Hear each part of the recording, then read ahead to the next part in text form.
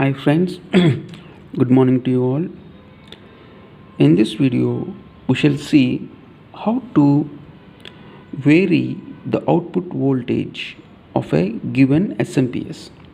Generally, in an SMPS circuit, we have a fixed output, but by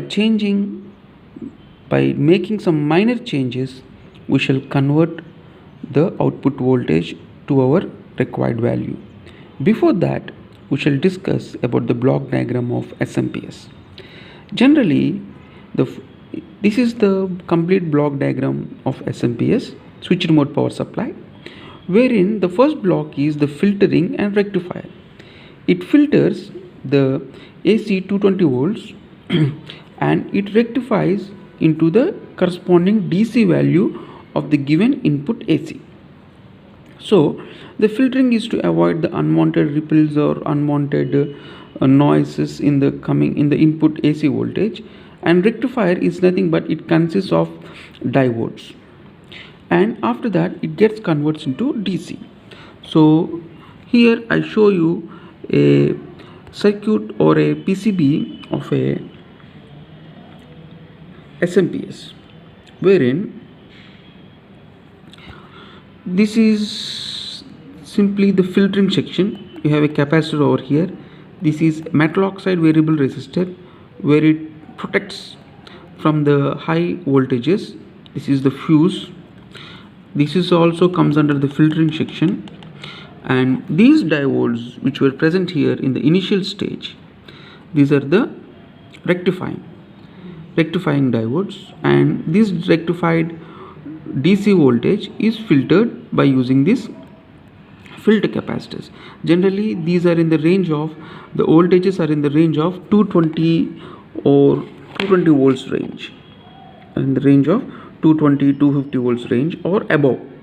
Here two capacitors were used in series, so that the total voltage 250 and this also is 250, it becomes 500. So after that we have a high frequency switch. This frequency is about 15 kilohertz to 200 kilohertz, which converts the DC into a 200 kilohertz square wave where the pulse width is varied in according to the output voltage. So, and after this is the high frequency switch, which is an integrated. This is a high frequency switch. This is totally integrated with the power MOSFET, and it is a PWM controller inbuilt, has a power switch also. This is the high frequency switch.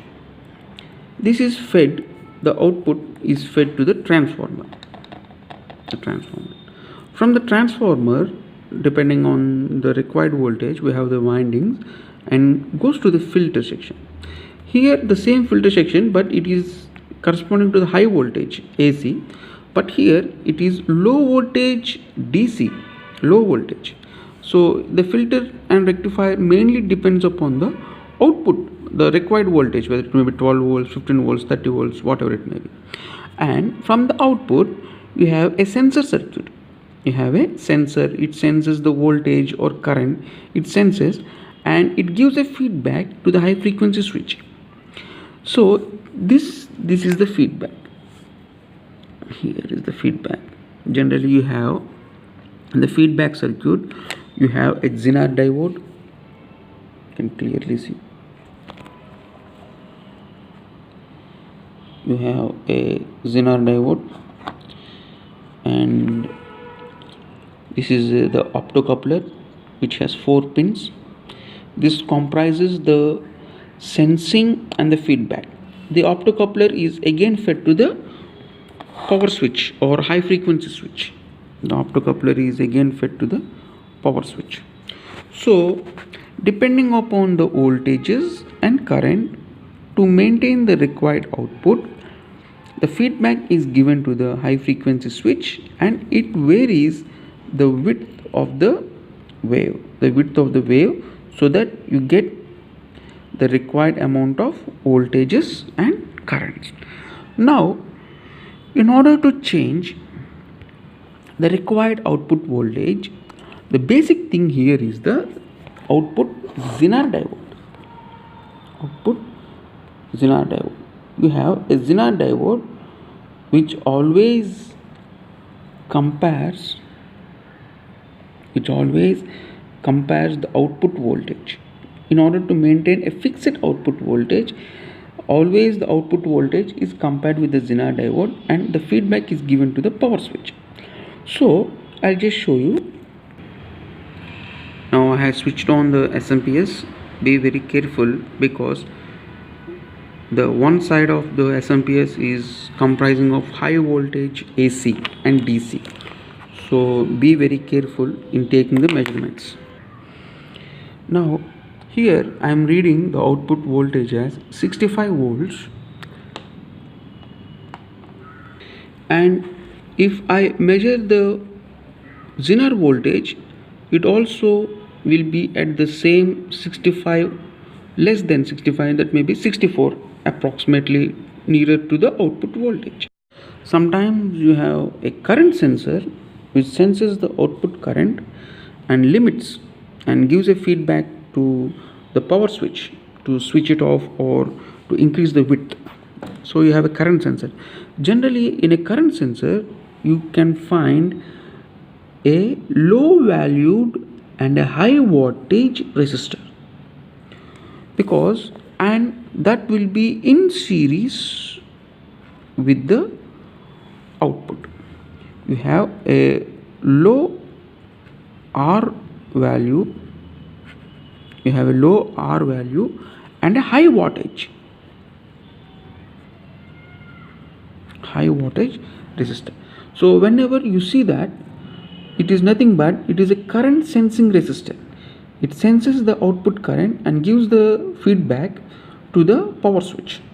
So if you want to change the voltage, you need to change the Zener diode,